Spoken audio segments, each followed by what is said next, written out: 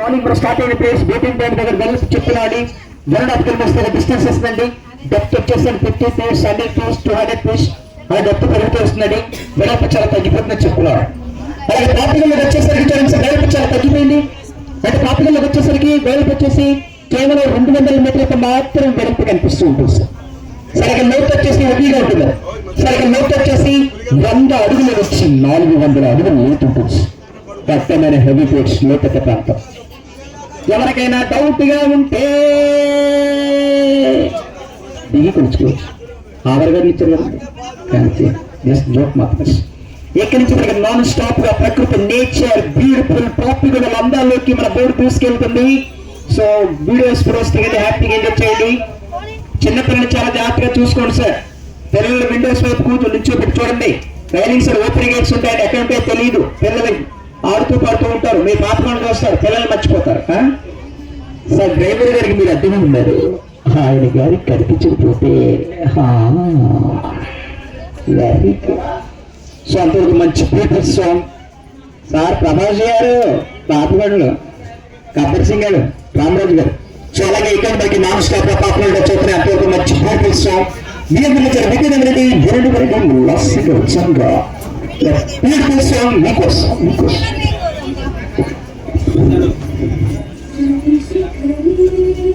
ఫోన్లో వదిలేరు ఎట్లా చేయి.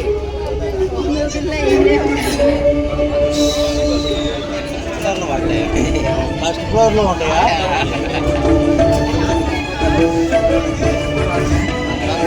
చాలు భయా, నేను తీసుకుంటాను ఇంకా అసలు ఆడి పానే లేదు.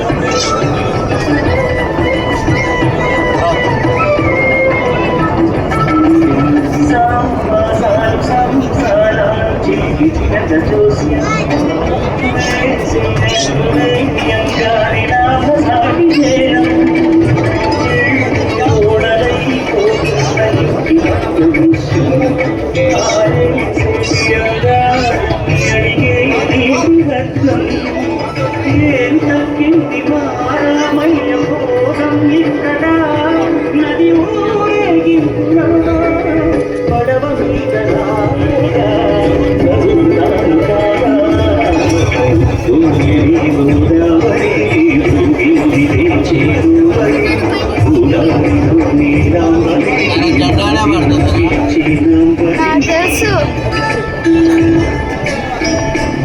మెల్లి పైకి లేకపోతే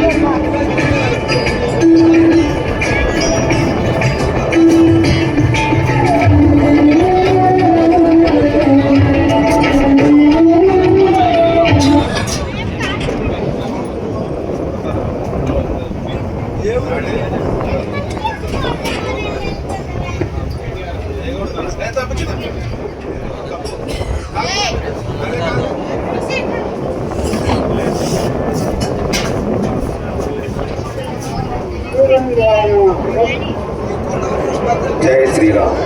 పాపికొండల విహారయాత్రకు విచ్చేసినటువంటి గెస్టులందరికీ కూడా ముందుగా స్వాగతం సుస్వాగత శుభాంజలి తెలియజేస్తామండి. మరి మనం ప్రయాణం చేసేది 3 పవిత్రమైనటువంటి పుణ్య నదులు అంటే శబరి, గోదావరి, సీలేరు. అక్కడే గౌతమి గోదావరిగా పేరుగాంచినటువంటి ఇదంతా కూడా రాముడు నడుచుకున్నారండి. రాముడు పరిపాలించిన ప్రాంతం, సీతమ్మ వారు చీర ఆరేసుకున్న ప్రాంతం కూడా ఇదే. కాబట్టి ఆ బోటుకి విచ్చేసినటువంటి ప్రతి ఒక్కళ్ళు కూడా ఒక ప్యాకేజ్